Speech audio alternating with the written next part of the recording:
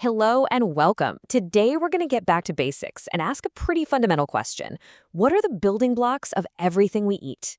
It all comes down to three crucial components that fuel our entire lives. Yep, we're talking about macronutrients. I mean, seriously, think about it.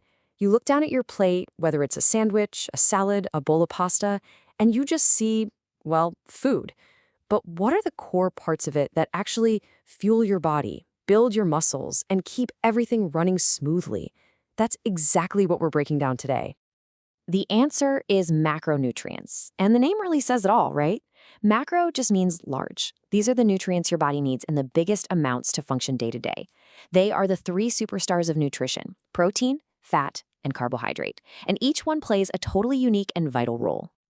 First up, let's talk about the body's primary construction crew, protein. Now, when you think of protein, your mind probably jumps straight to muscles. You're not wrong, but its job is so much bigger than that. So what is protein really?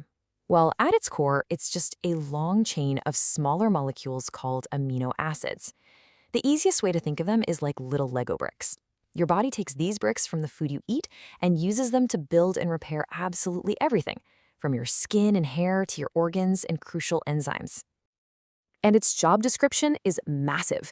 It's not just for muscles. Protein is essential for cell growth. It's literally creating more of you. It's the repair crew that fixes tissues after you work out or get a cut. It also builds the enzymes and hormones that are kind of like the software running your body's systems.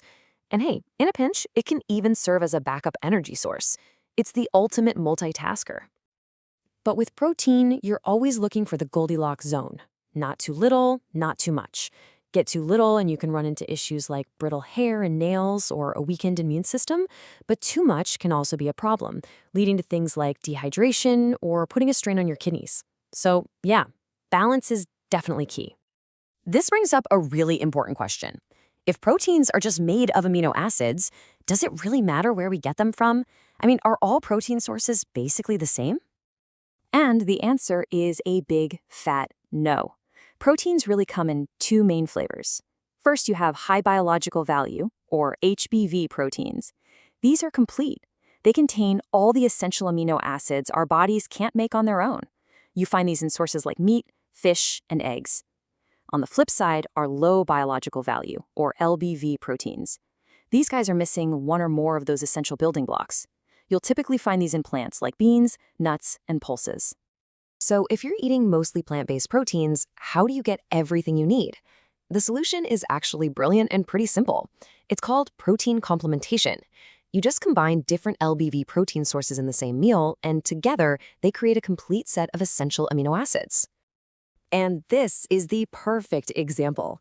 The humble beans on toast is actually a stroke of nutritional genius. The wheat protein in the bread complements the bean protein, and together they provide all the essential amino acids you need. It's a nutritional powerhouse hiding in plain sight. Who knew?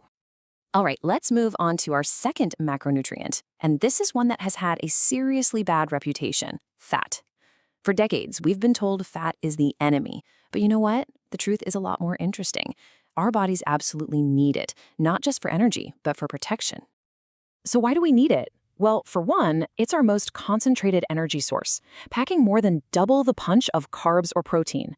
It's also our body's insulation, keeping us warm, and it's the protective padding around our vital organs.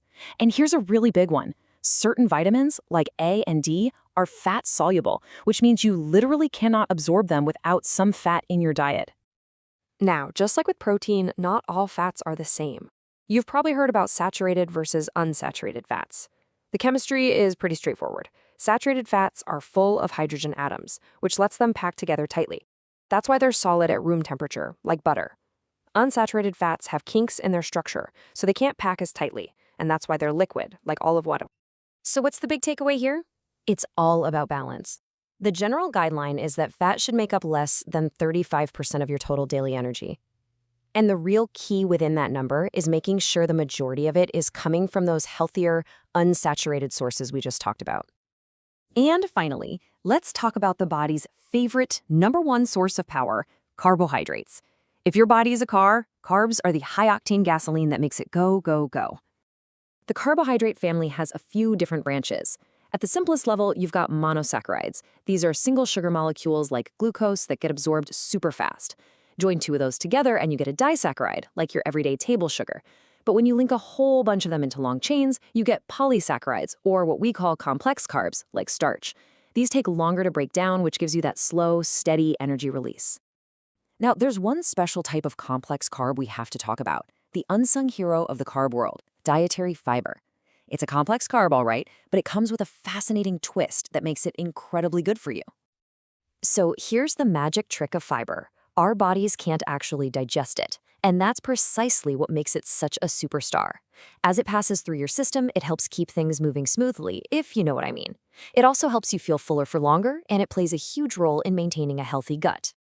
Now, this is really interesting. Check out how we should be getting our energy from carbs. The difference is huge. The recommendation is for the vast majority, about 45% of our daily energy, to come from complex starches. And free sugars, the sugars added to foods or in syrups and fruit juices, they should account for less than 5%. That's a massive difference and a really powerful guideline to remember. So we've met the big three: protein, the builder; fats for energy and protection; and carbs, the primary fuel.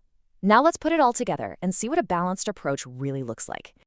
So when you put it all together, this is kind of what the ideal energy split looks like. The bulk of your fuel, about half, should come from those complex carbohydrates. Fat should come in at under 35%, with a focus on those good unsaturated sources.